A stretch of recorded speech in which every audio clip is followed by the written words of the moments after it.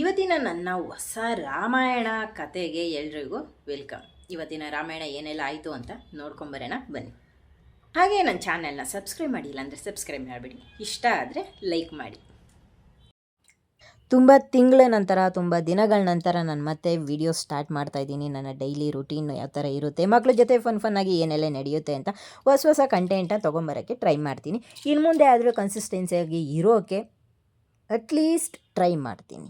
ಏಕೆಂದರೆ ನನ್ನ ಫಾಲೋವರ್ಸ್ಗೆ, ನನ್ನ ಸಬ್ಸ್ಕ್ರೈಬರ್ಸ್ಗೆ ತುಂಬಾ ಡಿಸಪಾಯಿಂಟ್ ಮಾಡಿರ್ತೀನಿ. ಎಷ್ಟು ಜನ ನನ್ನ ಸಬ್ಸ್ಕ್ರೈಬರ್ಸ್ ಇದ್ದಾರೆ ಅವ್ರಿಗೆ. ಸೊ ಇನ್ನು ಮುಂದೆ ಆದರೂ ನಾನು ಕನ್ಸಿಸ್ಟೆನ್ಸಿಯಾಗಿ ನಿಮಗೆ ಎಂಟರ್ಟೈನ್ಮೆಂಟ್ ಕೊಡೋ ಥರ, ಏನಾದರೂ ಹೆಲ್ಪ್ಫುಲ್ ಆಗೋ ಥರ ವೀಡಿಯೋಸ್ ಮಾಡೋಕ್ಕೆ ಟ್ರೈ ಮಾಡ್ತೀನಿ.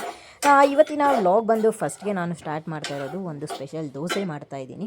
ಅದು ನನ್ನದೇ ಅಂತಲೇ ಹೇಳ್ಬೋದು. ನಾನು ಎಲ್ಲೂ ನೋಡಿ ಸೋಷಿಯಲ್ ಮೀಡ್ಯಾದಲ್ಲೆಲ್ಲ ನೋಡಿ ಅದೆಲ್ಲ ಮಾಡಿಲ್ಲ. ಬಟ್ ನಾನು ಓನಾಗಿ ಟ್ರೈ ಮಾಡಿದ್ದು. ಮನೇಲಿ ಏನೆಲ್ಲ ಬೇಳೆಗಳಿದ್ದಾವೆ ಅಷ್ಟು ಬೇಳೆಗಳು ಹಾಕ್ಬಿಟ್ಟು ಅದಕ್ಕೆ ಮಾಮೂಲಿ 1 ಕಪ್ ಆಗೋವಷ್ಟು ಅಕ್ಕಿ ಕೂಡ ಹಾಕಿ ಒಂದು 5 hours ನೆನೆ ಹಾಕಿ ಬಿಟ್ಟಿದೆ. ಅದಾದಮೇಲೆ 5 hours ಆದಮೇಲೆ ಸೇಮ್ ಅದರ ಎಲ್ಲ ಒಟ್ಟಿಗೆ ಹಾಕ್ಬಿಟ್ಟು ಸ್ವಲ್ಪ ನಾವು ದೋಸೆ ಹಿಟ್ಟಿಗೆ ಯಾವ ಥರ ರುಬ್ಕೋತೀವಿ ಅದೇ ಥರನೇ ರುಬ್ಕೊಂಡು ನೈಟು 1 ಸ್ಪೂನ್ ಉಪ್ಪು ಹಾಕ್ಬಿಟ್ಟು ನೆನೆಯೋಕ್ಕೆ ಒಂದು ಹುಳಿ ಬರೋಕ್ಕೆ ಬಿಟ್ಟಿದೆ. ಇನ್ನು ಮಾರ್ನಿಂಗು ಈಗ ನಾನು ಅದಕ್ಕೆ ಚಟ್ನಿ ಮಾಡಬೇಕಾಯಿತು. ಆ ಚಟ್ನಿ ಇವತ್ತು ಟೊಮೊಟೊ ಚಟ್ನಿ ಮಾಡ್ತಾಯಿದ್ದೀನಿ. ಬಟ್ ಏನು ಭಯ ಇತ್ತು ಗೊತ್ತಾ, ಚಟ್ನಿ ಏನೋ ಆಗ್ಬಿಡುತ್ತೆ.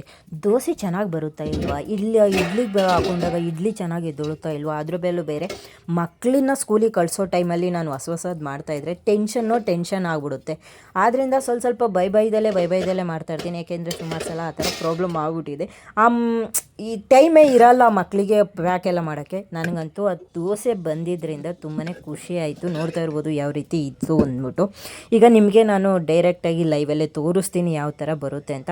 ಒಟ್ಟಿನಲ್ಲಿ ಒಂದು ಸಮಾಧಾನ ಅಂತೂ ಆಯಿತು, ದೋಸೆ ತುಂಬ ಚೆನ್ನಾಗಿ ಬಂದಿತ್ತು ಅಂತ. ಒಂದು ಟೈಮ್ ಮಾಡಿದಾಗ ನನಗೆ ಇದೇ ಥರನೇ ತುಂಬಾ ಪ್ರಾಬ್ಲಮ್ ಆಗೋಯಿತು. ಪ್ರಾಬ್ಲಮ್ ಅನ್ನೋದಕ್ಕಿಂತ ಯಾಕಾದರೂ ಮಾಡಿದೆ ಅನಿಸ್ಬಿಟ್ಟು ಡಬಲ್ ಕೆಲಸ ಥರ ಆಗೋಗ್ಬಿಟ್ಟಿರುತ್ತೆ.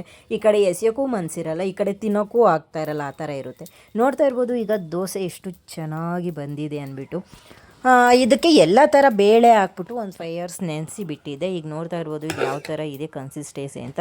ಸೇಮ್ ದೋಸೆ ಹಿಟ್ಟು ಯಾವ ಥರ ರೆಡಿ ಮಾಡ್ಕೊಂಡಿರ್ತೀವಿ ಅದೇ ಥರನೇ ಇದೆ. ಈಗ ದೋಸೆ ಹಾಕೋಣ. ಚೆನ್ನಾಗಿ ಹೆಂಚು ಕಾಯಿಸ್ಕೊಂಡಿದ್ದೀನಿ. ಇಲ್ಲಿ ಎಣ್ಣೆ ಎಲ್ಲ ಏನು ಬಳಸಿಲ್ಲ ನಾನು. ನೀಟಾಗಿ ಸ್ಪ್ರೆಡ್ ಆಗ್ತೈತೆ ಮತ್ತು ನೀಟಾಗಿ ಕೂಡ ಎದ್ದೋಳುತ್ತೆ. ಒಂದು ಮೀಡಿಯಮ್ ಫ್ಲೇ ಅಥವಾ ಹೈ ಫ್ಲೇ ಇಟ್ಕೊಂಡ್ರೆ ದೋಸೆ ಚೆನ್ನಾಗಿ ಬರಲ್ಲ. ಒಂದು 70% ಫ್ಲೇಮಲ್ಲಿ ಇಟ್ಕೋಬೇಕು, ಆವಾಗ ಚೆನ್ನಾಗಿ ಬರುತ್ತೆ ದೋಸೆ. ಏನೇ ಮಾಡ್ತಿದ್ಯಾ ಕುಳಿ?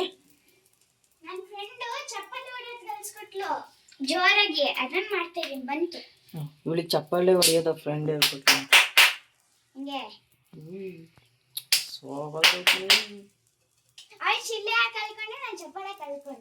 ಓ ಇವಳು ಶಿಲ್ಲೆ ಹೇಳ್ಕೊಟ್ಟ ನೀನು ಅವಳಿಗೆ? ಹಂಗೆ ನೋಡ್ತಾ ಇರ್ಬೋದು ಎಷ್ಟು ಚೆನ್ನಾಗಿ ಎದ್ದೊಳ್ತಾ ಇದೆ ಅಂತ. ಇದು ಸ್ವಲ್ಪ ಅವಳ ಹತ್ರ ಮಾತಾಡಿಕೊಂಡು ತುಂಬ ಹೊತ್ತು ಬಿಟ್ಬಿಟ್ಟೆ. ಆದ್ದರಿಂದ ಒಂದು ಸ್ವಲ್ಪ ಸೀದೋಗೋ ಥರ ಅನ್ನಿಸ್ತು ಅಷ್ಟೇ, ಬೇರೆ ಏನೇನಿಲ್ಲ. ಬಟ್ ಬೇರೆ ದೋಸೆಗಳೆಲ್ಲ ತುಂಬಾ ಚೆನ್ನಾಗಿ ಸಾಫ್ಟಾಗೂ ಕೂಡ ಬಂದಿತ್ತು. ನೋಡ್ತಾ ಇರ್ಬೋದು ಈ ದೋಸೆ ತುಂಬ ದಿನಸದ ನಂತರ ಕೂಡ ಮಕ್ಕಳಿಗೆ ಸ್ಪೆಷಲಾಗಿ ಮಾಡ್ಕೊಡೋಕ್ಕೆ ರೆಡಿ ಮಾಡಿದ್ದೀನಿ. ಈಗ ಟೊಮೊಟೊ ಚಟ್ನಿ ಅಂತ ಹೇಳಿದ್ನಲ್ಲ, ಇದು ಕೂಡ ತುಂಬಾ ಚೆನ್ನಾಗಿ ಬಂದಿತ್ತು. ಟೇಸ್ಟ್ ಮಾತ್ರ ದೋಸೆಗೆ ತುಂಬಾ ಡೆಡ್ಲಿ ಕಾಂಬಿನೇಷನ್ ಅಂತ ಹೇಳ್ಬೋದು. ಟೇಸ್ಟ್ ಯಾವ ಥರ ಇತ್ತು ಅಂದ್ಬಿಟ್ಟು ನಮ್ಮ ರುಚಿಯ ಹೇಳ್ತಾಳೆ ನೋಡಿ. ನಾಲ್ಗೆ ಆಚೆ ಆಗ್ತಾಯಿದ್ವಿ ಯಾವ ಥರ ಖಾರ ಆಗೋಯ್ತು. ಟೊಮೊಟೊ ಚಟ್ನಿ ಖಾರ ಆಗ್ಬಿಡ್ತಂತೆ. ತುಪ್ಪ ಹಾಕ್ಕೊಂಡಿದ್ದಾಳೆ. ಚಟ್ನಿ ಹಾಕೋ ಏನಾಗಲ್ಲ, ಚೆನ್ನಾಗೈತೆ. ಹೇಗಿದೆ ಟೇಸ್ಟ್? ಫಸ್ಟ್ ಟೈಮ್ ಮಾಡಿರೋದು.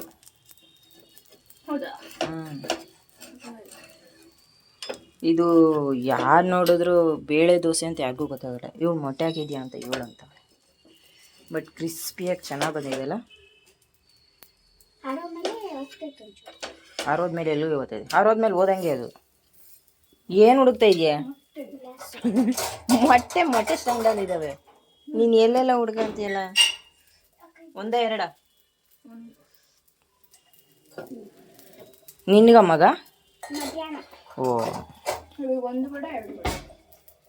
ಅವಳು ಸ್ಕೂಲ್ಗೆ ಹೋಗೋ ಟೈಮಲ್ಲಿ ಯಾವುದೂ ಇರಲ್ಲ ಬಿಡು. ಖಾಲಿ ಹೊಟ್ಟೆಲೆ ತಲೆ ಮೇಲೆ ಬೇರೆ ಕೊಂಬು ಏನು ಇದೆ ಎಷ್ಟಲ್ಲಿ ತಿರ್ಗಿ ಈ ಕಡೆ ನೀನು ತಿರ್ಗಿ ಓಬೋ ಬುಜ್ಜಿ ಎಷ್ಟಲ್ಲಿ ನೋಡ್ರಪ್ಪ ಹಿಂಗೈತೆ. ಅವ್ರನ್ನೆಲ್ಲ ಪ್ಯಾಕ್ ಮಾಡಿಬಿಟ್ಟು ಸ್ಕೂಲಿಗೆ ಕಳಿಸಿದ ಮೇಲೆ ಇದು ಬಂದು ನನ್ನ ಬ್ರೇಕ್ಫಾಸ್ಟ್ ಆಗಿತ್ತು. ಅದೆಲ್ಲ ಮುಗಿಸ್ಕೊಂಡು ಇನ್ನು ಇವತ್ತು ಬ್ಯಾಕು ಬೈಸಿಪ್ಸ್ ವರ್ಕೌಟ್ ಇತ್ತು, ಅದನ್ನು ಮಾಡೋಣ ಅಂದ್ಬಿಟ್ಟು ಬಂದಿದ್ದೀನಿ. ಇದು ವರ್ಕೌಟ್ ಬಂದು ನನಗೆ ಡೈಲಿ ವರ್ಕೌಟ್ ಮಾಡಬೇಕಾ, ಪ್ರೋಟೀನ್ ತೊಗೋಬೇಕಾ, ಇದೆಲ್ಲ ತುಂಬ ಲೇಡೀಸ್ಗೆ ಕನ್ಫ್ಯೂಷನ್ ಇದೆ, ಡೌಟ್ಸ್ ಇದೆ, ಸುಮಾರಿದ್ದಾವೆ. ನಾನು ಕೇಳೋದು ಪ್ರೋಟೀನ್ ಅಗತ್ಯ ಖಂಡಿತ ಇದ್ದೇ ಇದೆ. ಬಟ್ ನೀವು ವೇ ಪ್ರೋಟೀನ್ ತೊಗೋತೀರಾ ಇಲ್ಲ ನ್ಯಾಚುರಲ್ ಪ್ರೋಟೀನ್ ತೊಗೋತೀರಾ ಅದು ನಿಮಗೆ ಬಿಟ್ಟಿದ್ದು. ಅಗತ್ಯ ಇದ್ದರೆ ಪ್ರೋಟೀನ್ ತೊಗೊಂಡ್ರೂ ಒಳ್ಳೆಯದು. ಎಲ್ಲ ಟೈಮಲ್ಲೂ ನಾವು ನ್ಯಾಚುರಲ್ ಫುಡ್ನೇ ರೆಡಿ ಮಾಡಿಕೊಂಡು ತಿನ್ನೋಕ್ಕಾಗಲ್ಲ. ಟೈಮ್ ಕೂಡ ನಮಗೆ ಇರಲ್ಲ. ಆ ಟೈಮಲ್ಲಿ ನಾವು ಅದನ್ನು ಮ್ಯಾನೇಜ್ ಮಾಡ್ಬೋದು ವೇ ಪ್ರೋಟೀನ್ ಇದ್ದರೆ. ಈಗ ಡೆಡ್ ಲಿಫ್ಟ್ ಮಾಡ್ತಾಯಿದ್ದೀನಿ ಮತ್ತು ಸುಮಾರು ವರ್ಕೌಟ್ಸ್ ಕೂಡ ಮಾಡಿದ್ದೀನಿ. ಈಗ ಸದ್ಯಕ್ಕೆ ಒಂದು ಅಷ್ಟೇ ತೋರಿಸಿದ್ದು. ಮತ್ತು ಇನ್ನೊಂದು ವರ್ಕೌಟಿಗೆ ಬಂದರೆ ಹೆಣ್ಮಕ್ಳು ವರ್ಕೌಟ್ ಅಂತೂ 100ಕ್ಕೆ 100% ಮಾಡಿದ್ರೆ ಒಳ್ಳೆಯದು ಅಂತ ನಾನು ಹೇಳ್ತೀನಿ. ಯಾಕೆ ಏನು ಅಂತ ನೆಕ್ಸ್ಟ್ ವೀಡಿಯೋದಲ್ಲಿ ನಾನು ಹೇಳ್ತಾ ಹೋಗ್ತೀನಿ. ಇದೆಲ್ಲ ಆದಮೇಲೆ ಮನೆಗೆ ಬಂದು ಇನ್ನು ಸಾಂಬಾರು ಮಾಡೋ ಟೈಮ್ ಬಂತು ಮಧ್ಯಾಹ್ನ ಊಟಕ್ಕೆ. ತುಂಬ ತಿಂಗಳುಗಳೇ ಆಗ್ಬಿಟ್ಟಿತ್ತು ಈ ಥರ ಮುದ್ದೆ ಅನ್ನ ಸಾಂಬಾರು ಇದೆಲ್ಲ ತಿಂದು ಡಯಟ್ ಅಂದ್ಕೊಂಡು ಜಾಸ್ತಿ ಯಾವುದು ತಿಂತಾ ಇರಲಿಲ್ಲ. ಆದ್ದರಿಂದ ಇವಾಗ ಮುದ್ದೆ ರಸಮ್ಮು ಮತ್ತು ಸಾಂಬಾರು ಈ ಥರ ಎಲ್ಲ ಟ್ರೈ ಮಾಡ್ತಾಯಿದ್ದೀನಿ. ನನ್ನ ವ್ಯೂವರ್ಸ್ ಕೂಡ ಸಿಕ್ಕಿದ್ರು ಕೆಲವೊಂದು ಟೈಮು ನನ್ನ ವಾಕ್ ಹೋಗೋ ಟೈಮಲ್ಲಿ. ಅವ್ರು ಕೂಡ ಹೇಳಿದ್ರು, ವೀಡಿಯೋಸಲ್ಲಿ ತುಂಬ ದಪ್ಪ ಕಾಣ್ತೀರಾ, ಲೈವಲ್ಲಿ ಸಣ್ಣಗಿದ್ದೀರಲ್ಲ ಅಂತ ಕೇಳಿದ್ರು. ಮೇ ಬಿ ಇರ್ಬೋದೇನೋ, ನನಗೂ ಅಷ್ಟು ಐಡಿಯಾ ಇಲ್ಲ. ಒಟ್ಟಿನಲ್ಲಿ ಹೇಳಬೇಕು ಅಂದರೆ ನನ್ನ ಡಯಟಲ್ಲಿ ಅದೆಲ್ಲ ನೋಡಿಕೊಂಡ್ರೆ ನಾನು ಸಣ್ಣ ಆಗಿದ್ದೀನಿ. ಎಷ್ಟು ಏನು ಅಂತ ನೆಕ್ಸ್ಟ್ ವೀಡಿಯೋದಲ್ಲಿ ಹೇಳ್ತೀನಿ. ಹಾಗೇ ನನ್ನ ಡಯಟ್ ಪ್ಲ್ಯಾನ್ ಯಾವ ಥರ ಇತ್ತು, ನಾನು ಯಾವ ರೀತಿ ಡಯಟ್ ಮಾಡಿದೆ ಅಂದ್ಬಿಟ್ಟು ಕೆಲವೊಂದು ಇನ್ಸ್ಟಾ ರೀಲ್ಸ್ಗಳಲ್ಲೆಲ್ಲ ಹಾಕಿರ್ತೀನಿ. ಆವಾಗ್ಲೂ ನಾನು ಮಿನಿ ಲಾಗ್ ಮಾಡಿಬಿಟ್ಟು ಅಲ್ಲೇ ಅರ್ಧಕ್ಕೇ ಕೂಡ ಬಿಟ್ಟಿದ್ದೆ. ಮತ್ತು ನನ್ನ ಚಾರ್ಟ್ ಯಾವ ರೀತಿ ಮೇಂಟೈನ್ ಮಾಡ್ತಾಯಿದ್ದೆ ಅದೆಲ್ಲನೂ ಹಾಕಿದ್ದೆ. ಬಟ್ ಏನು ಮಾಡೋಕ್ಕಾಗಲ್ಲ, ಕೆಲವೊಂದು ಟೈಮಲ್ಲಿ ನಮಗೆ ಟೈಮ್ ಅಡ್ಜಸ್ಟ್ ಕೂಡ ಆಗೋಲ್ಲ. ಏನೋ ಮಾಡಬೇಕು ಅಂತೀವಿ, ಇನ್ನೇನೋ ಆಗುತ್ತೆ. ಕೆಲವೊಂದು ಟೈಮ್ ಮೂಡ್ ಆಫ್ ಆಗುತ್ತೆ, ಇನ್ನೇನೋ ಏನಂತಾರೆ ಡಿಪ್ರೆಷನ್, ಊರಿಗೆ ಹೋಗಿ ಬರ್ತೀವೇನೋ ಆ ಲೆವೆಲಿಗೆ ಹೊರಟೋಗ್ಬಿಟ್ಟಿರ್ತೀವಿ. ಆಗ ಯಾವುದು ಬೇಡ ಏನೂ ಬೇಡ ಅಂದ್ಬಿಟ್ಟು ಅಲ್ಲಿಗೆ ಬಿಟ್ಬಿಡ್ತೀವಿ.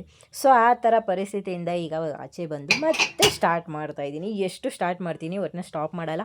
ಬಟ್ ಎಷ್ಟು ಮಾಡಬೇಕು, ನಿಮಗೆ ಎಷ್ಟು ಎಂಟರ್ಟೈನ್ಮೆಂಟ್ ಆಗಲಿ, ಒಂದು ಇನ್ಫಾರ್ಮೇಷನ್ ಆಗಲಿ ಏನು ಸಿಗಬೇಕು ಅದಂತೂ ಖಂಡಿತ ಸಿಕ್ಕಿರುತ್ತೆ ನನ್ನ ವೀಡಿಯೋದಲ್ಲಿ. ಇನ್ನು ಅಡುಗೆ ಬಂದು ನಾನಿವತ್ತು ಎಲ್ಲ ಥರ ಕಾಳುಗಳು ತಂದು ತುಂಬಾ ದಿವಸ ಆಗ್ಬಿಟ್ಟಿತ್ತು, ಎಲ್ಲ ಹುಳ ಆಗ್ಬಿಡ್ತಾವೆ, ಇನ್ನೂ ಸ್ವಲ್ಪ ದಿನ ಇಟ್ಟರೆ ಅಂದ್ಬಿಟ್ಟು ಅದನ್ನೆಲ್ಲ ಮಾಡಿ ಮುದ್ದೆ ಮಾಡಿ ಇವತ್ತಿನ ಊಟದ್ದು ಮುಗಿಸಿದ್ದೀನಿ. ಮ್ಯಾಂಗೋ ಸೀಸನ್ ಮುಗಿದ್ರೂ ನಮ್ಮನೇಲಿ ಇನ್ನೂ ಮ್ಯಾಂಗೋ ಬರ್ತಾನೆ ಇದ್ದಾವೆ, ಅಷ್ಟು ಇಷ್ಟಪಡ್ತಾರೆ ನಮ್ಮನೇಲಿ. ಇಲ್ಲಿಗೆ ನನ್ನ ವೀಡಿಯೋಸ್ನ ಮುಗಿಸ್ತಾ ಇದ್ದೀನಿ. ಇನ್ನು ಯಾರೆಲ್ಲ ಸಬ್ಸ್ಕ್ರೈಬ್ ಮಾಡಿಲ್ಲ ಸಬ್ಸ್ಕ್ರೈಬ್ ಮಾಡಿ, ನಿಮ್ಮ ಸಪೋರ್ಟ್ ನನಗೆ ತುಂಬಾ ಇಂಪಾರ್ಟೆಂಟ್ ಅಂತ ಹೇಳ್ತಾ ಇಲ್ಲಿಗೆ ಈ ವಿಡಿಯೋನ ಮುಗಿಸ್ತಾ ಇದ್ದೀನಿ. Thank you so much.